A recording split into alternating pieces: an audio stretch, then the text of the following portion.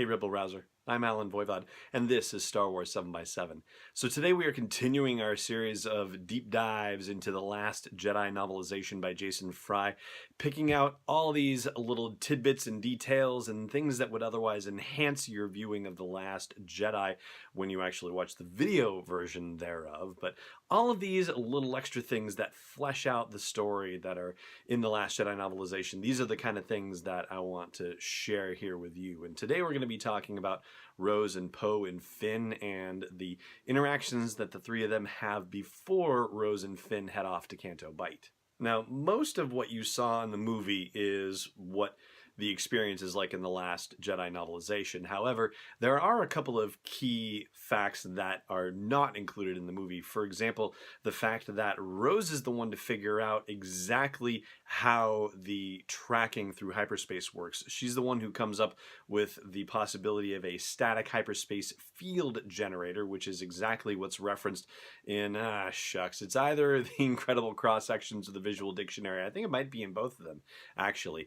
That's the manner of the technology that the First Order uses to be able to track the resistance through hyperspace and find out exactly where they are, and then by extension why they can't jump to hyperspace just to avoid the First Order and what they would actually have to do in order to be able to escape from them once and for all.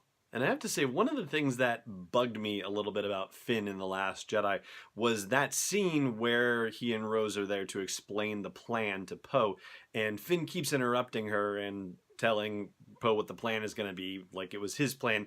And in the novelization, Rose actually steps up for herself and says at one point, somehow it got lost in all of this that I was the one that came up with this plan, and I was very pleased that Jason Frey included that. Now, I know that Jason has actually worked on stuff for both Paige and, coming soon, Rose Tico in other media, but the fact that he has taken a shine to those two particular characters, I think, comes through in the fact that he stands up for Rose in a way by giving her that extra bit of agency in the novelization. And yeah, I'm very happy about that because, yeah, that really rubbed me the wrong way in the movie. And it's an especially bad look for Finn when you consider the fact that he had to convince Rose to make him part of this plan when she was dragging him on that little cart to bring him to the brig and throw him in there for desertion. Like, he had to convince her to say, no, no, no, please don't. Look, make me part of this plan. Like, we have to do this together. And she said that she was just going to file the plan with Poe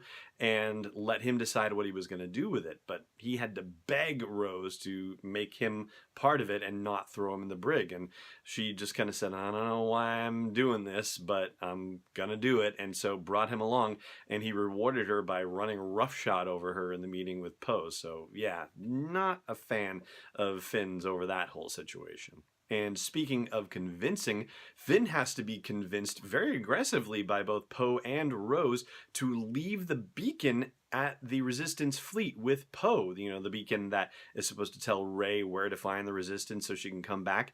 I mean, he is trying to get it away from the Resistance because he thinks he's trying to keep her safe. And what she's really supposed to be doing is bringing back Luke Skywalker, and Poe has to remind him, hey, if she's trying to bring Luke back, then it's not going to do any good if Luke and Rey show up on Cantonica.